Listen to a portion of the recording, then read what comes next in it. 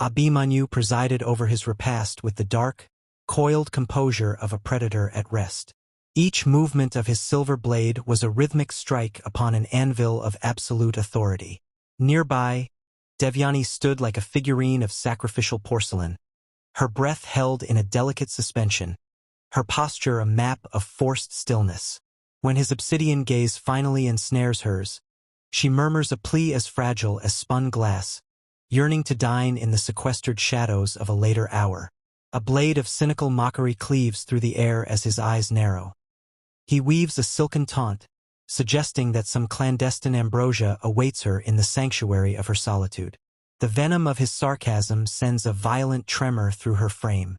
With a movement as deliberate as a monarch laying a cornerstone, he beckons an empty silver plate to the seat adjacent to his own, a wordless invocation carrying the crushing gravity of an imperial edict.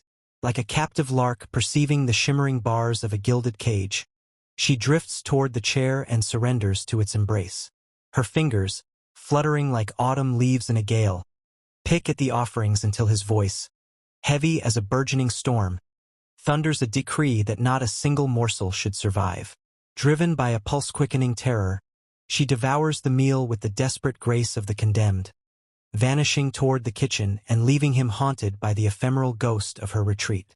In the hearth's sanctuary, she cleanses her plate in a somnambulistic trance, offering Bindu only a ghost hum of affirmation when questioned of her communion. Yet the respite is fleeting.